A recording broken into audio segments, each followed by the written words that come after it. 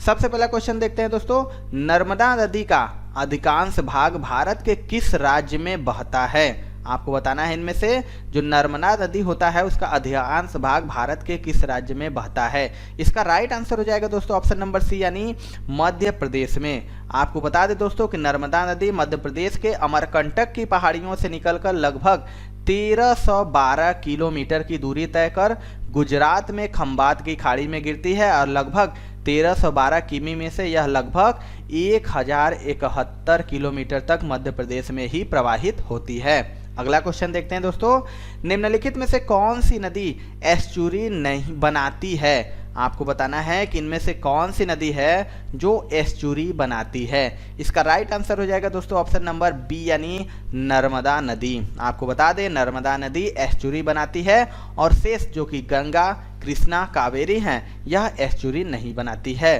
अगला क्वेश्चन देख लेते हैं दोस्तों, निम्न में से किस नदी का उद्गम स्थल भारतीय क्षेत्र में नहीं है? मोस्ट इंपॉर्टेंट क्वेश्चन है दोस्तों, आपको बताना है इनमें से किस नदी का उद्गम स्थल भारतीय क्षेत्र में नहीं है। इसका राइट आंसर हो जाएगा दोस्तों ऑप्शन नंबर बी यानी ब्रह्मपुत्र नदी। आपको बता दें दोस्तों कि महानदी जो कि छत्तीसगढ़ के रायपुर जिले के सिहावा के निकट से निकलती है और रावी नदी दोस्तों यह हिमाचल प्रदेश के कुल्लू पहाड़ियों में स्थित रोहतांग दर्रे के पश्चिम से निकलती है और चिनाब नदी दोस्तों चंद्रा और भाग 2 सरिताओं के मिलने से बनती है और ये सरिताएं हिमाचल प्रदेश के निकट तांडी में आपस में मिलती हैं। और बात के दोस्तों ब्रह्मपुत्र नदी की तो इसका उद्गम कैलाश पर्वत श्रेणी में मानसरोवर झील के निकट चेमायुंगडुंग हिमनद से होता है और यह तिब्बत चीन में स्थित है। अगला क्वेश्चन देख लेते हैं दोस्तों,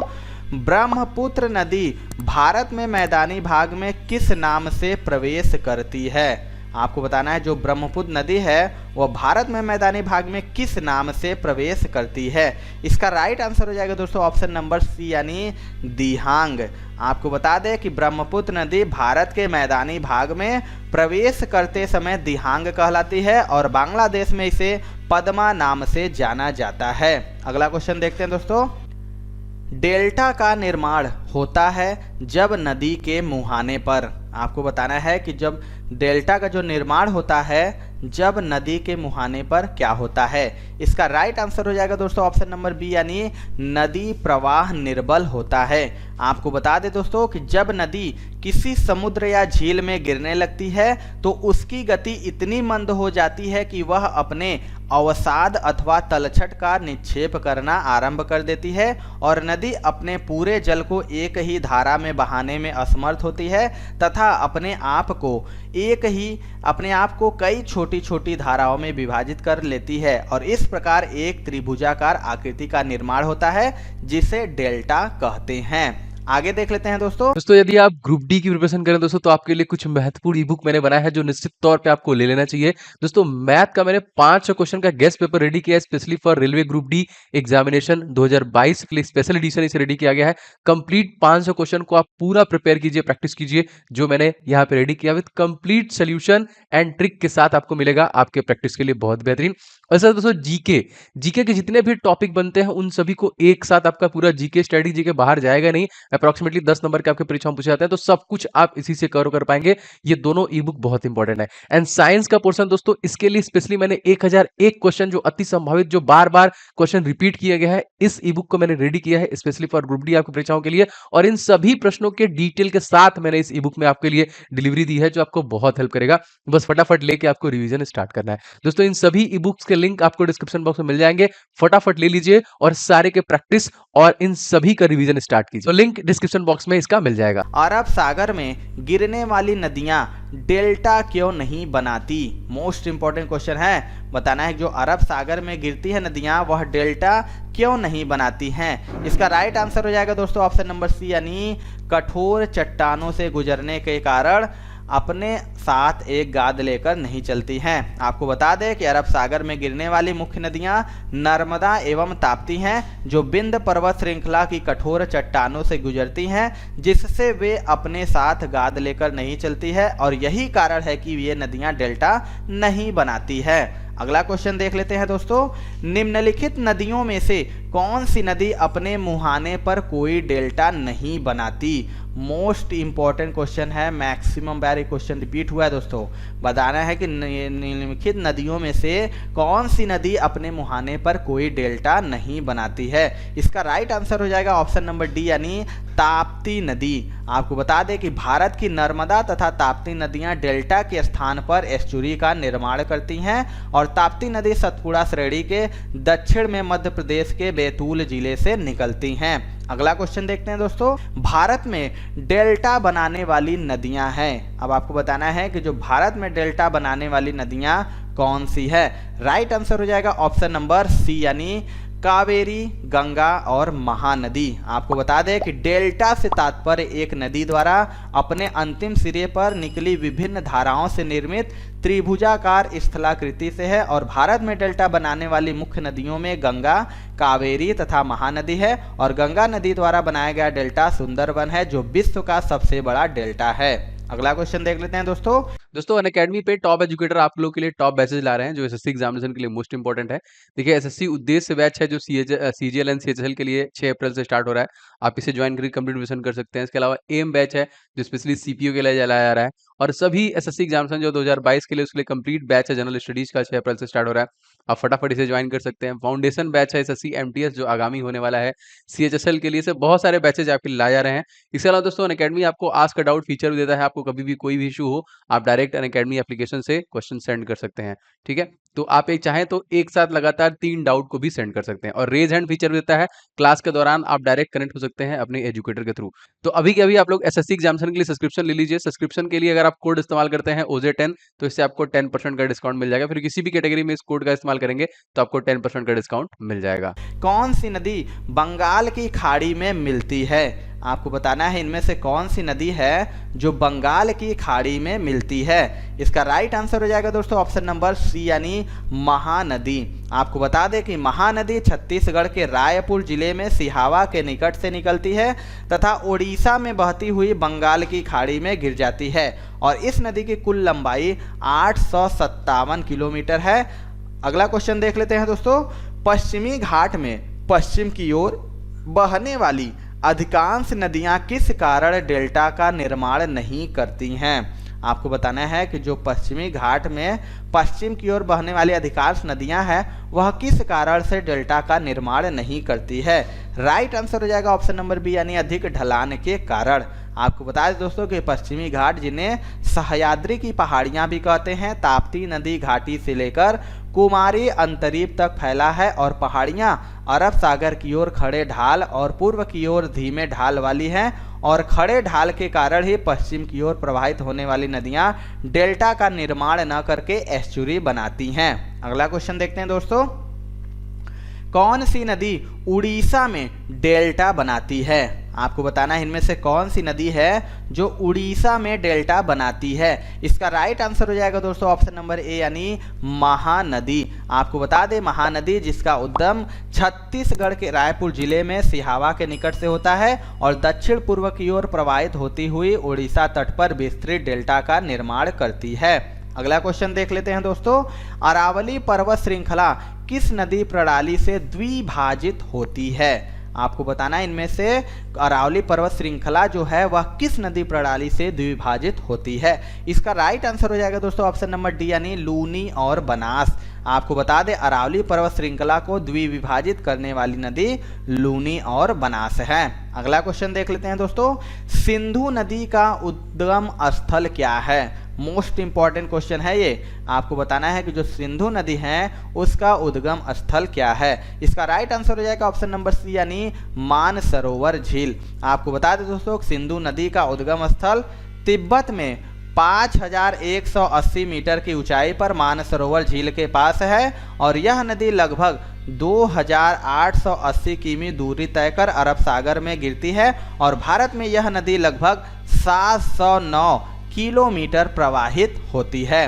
अगला क्वेश्चन देख लेते हैं दोस्तों, इन सभी में टोची, गिलगित तथा हुंजा किसकी सहायक नदियां हैं? आपको बताना है कि इन तीनों में टोची, गिलगित तथा हुंजा किसकी सहायक नदियां हैं। इसका राइट आंसर हो जाएगा दोस्तों ऑप्शन नंबर बी यानी सिंधु नदी। आपको बता दें दोस्तों कि टोची नदी उत्तरी वजीरिस्तान यानी पाकिस्तान से निकलकर पूर्वी दिशा की ओर बहती हुई कुर्रम एवं सिंधु नदी में मिलती है और गिलगित नदी संदूर झील से निकलती है और गिलगित कस्बे से बहते हुए सिंधु नदी में समा जाती है। इसी प्रकार हुज नदी भी सिंधु में मिलती है। अगला क्वेश्चन देख लेते हैं दोस्तों, ताप्ती नदी का उद्गम स्थान कहाँ है? आपको बताना है इनमें से जो ताप्ती नदी है उसका उद्गम स्थान कहाँ पर है। इसका राइट आंसर हो जाएगा दोस्तों ऑप्शन नंबर ए यानी मुल्ताई नगर। आपको बता दें ताप्ती नदी का उद्गम बैतूल जनपद में मुल्ताई नगर के पास सतपुड़ा श्रेणी से होता है और यह 724 किलोमीटर लंबी नदी है। अगला क्वेश्चन देख लेते हैं दोस्तों, साबरमती नदी किस शहर के किनारे बहती है? मोस्ट इंपॉर्टेंट क्वेश्चन है ये। आपको बताना है कि जो साबरमती नदी है वह किस शहर के किनारे बहती है। इसका राइट आंसर हो जाएगा ऑप्शन नंबर बी यानी अहमदाबाद। आपको बता दें साबरमती जो उदयपुर जिला यानी राजस्थान से निकलकर लगभग 371 किलोमीटर की दूरी तय कर गुजरात के कच्छ के रन में समाप्त होती है और अहमदाबाद इसी नदी के किनारे बसा हुआ है। अगला क्वेश्चन देख लेते हैं दोस्तों, गोदावरी नदी कहाँ से होकर बहती है? आपको बताना है जो गोदावरी नदी है वह कहाँ से होकर बहती है। राइट आंसर हो जाएगा ऑप्शन नंबर ए यानी महाराष्ट्र व आंध्र प्रदेश। आपको बता दें कि प्रायद्वीपीय भारत की सबसे बड़ी एवं देश में गंगा के बाद दूसरी सबसे बड़ी नदी गोदावरी महाराष्ट्र एवं आंध्र प्रदेश से होकर बहती हुई बंगाल की खाड़ी में गिरती है और इसको दक्षिण गंगा भी कहा जाता है। अगला क्वेश्चन देख लेते हैं दोस्तों, निम्नलिखित में से असंबद्ध नदी का नाम क्या है? आपको बताना है कि इनमें से कौन सी नदी असंबद्ध है। इसका राइट आंसर हो जाएगा ऑप्शन नंबर ए यानी गोदावरी। आपको बता दें दोस्तों कि गोदावरी नदी अलग है क्योंकि पहला अंतर तो यह है कि गोदावरी को छोड़ शेष सभी नदियां हिमालय से निकलती हैं और दूसरा अंतर यह है कि गोदावरी बंगाल की खाड़ी में गिरती है जबकि शेष सभी अरब सागर में गिरती है।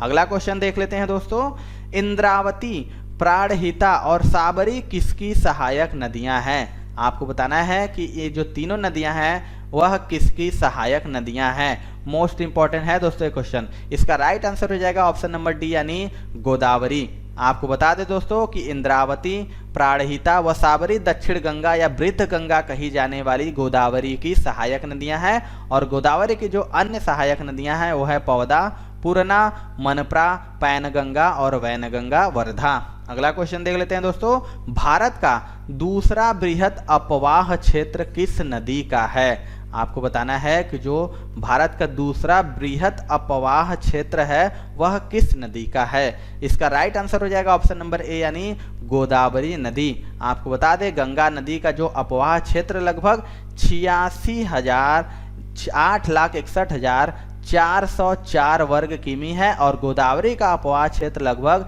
3,12,812 वर्ग किमी और ब्रह्मपुत्र का जो अपवाह क्षेत्र लगभग है दोस्तों वह है 1,94,413 वर्ग किमी तथा नर्मदा का जो अपवाह क्षेत्र लगभग है वह 98,796 वर्ग किमी है। अगला क्वेश्चन देख लेते हैं दोस्तों, प्रायद्वीपीय भारत में द्वितीय बृहद बेसिन कौन है? आपको बताना है जो प्रायद्वीपीय भारत में द्वितीय बृहद बेसिन कौन है। राइट आंसर हो जाएगा ऑप्शन नंबर डी यानी कृष्णा बेसिन। आपको बता दें दोस्तों कि प्रायद्वीपीय भारत में द्वितीय बृहत्तम बेसिन कृष्णा नदी का है जो देश के कुल क्षेत्रफल का लगभग 8% घेरे हुए है, जबकि प्रायद्वीपीय भारत का प्रथम बृहत्तम बेसिन गोदावरी नदी का है जो भारत के कुल क्षेत्रफल का लगभग 9.5% क्षेत्रफल धारण करता है। अगला क्वेश्चन देख लेते हैं दोस्तों, दक्षिण भारत की नदियों में सबसे लंबी नदी है। मोस्ट इंपॉर्टेंट क्वेश्चन है, मैक्सिमम बार ये रिपीट भी हुआ है।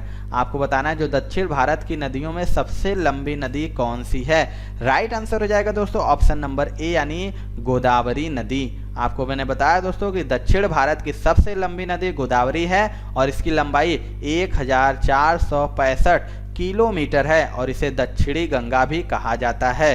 अगला क्वेश्चन देख लेते हैं दोस्तों, दमन गंगा किस नदी का प्राचीन नाम है? आपको बताना है जो दमन गंगा है इनमें से किस नदी का प्राचीन नाम है। इसका राइट आंसर हो जाएगा दोस्तों ऑप्शन नंबर डी, यानी इनमें से कोई नहीं। आपको बता दें दोस्तों कि दमन गंगा दमन दीव की एक प्रमुख नदी है जो पश्चिम घाट से निकलकर महाराष्ट्र एवं गुजरात में प्रवाहित होते हुए अरब सागर में गिरती है और इसके प्राचीन नाम के विषय में कोई उल्लेख नहीं प्राप्त है।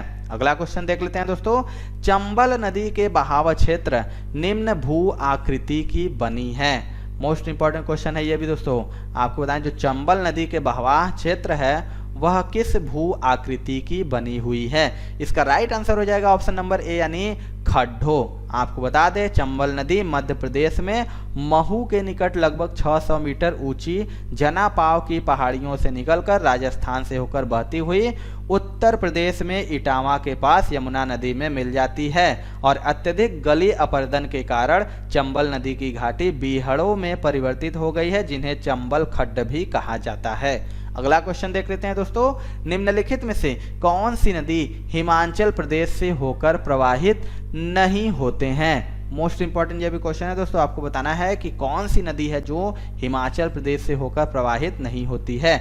इसका राइट आंसर हो जाएगा दोस्तों ऑप्शन नंबर बी, यानी झेलम नदी। आपको बता दें दोस्तों झेलम नदी का जो उद्गम है वह वेरीनाग झरने से होता है जो भारतीय संघ क्षेत्र जम्मू और कश्मीर में है और यह जम्मू और कश्मीर में बुलर झील में मिलने के पश्चात बारामूला के आगे गहरी घाटी का निर्माण करती है और चिनाब नदी में मिल जाती है। तो ये थी दोस्तों आज की वीडियो। आपको वीडियो कैसा लगा कमेंट सेक्शन में जरूर बताइएगा। वीडियो पसंद आएगा दोस्तों तो एक लाइक जरूर कर दीजिएगा। आपका लाइक से ही हमें मोटिवेशन मिलता है कि आपको वीडियो पसंद आ रहा है। दोस्तों अगर हमारे चैनल पर नए होंगे तो चैनल को सब्सक्राइब करके बेल आइकन जरूर दबा लीजिएगा। तो मिलते हैं दोस्तों अपने अगले वीडियो में, तब तक के लिए जय हिंद जय भारत।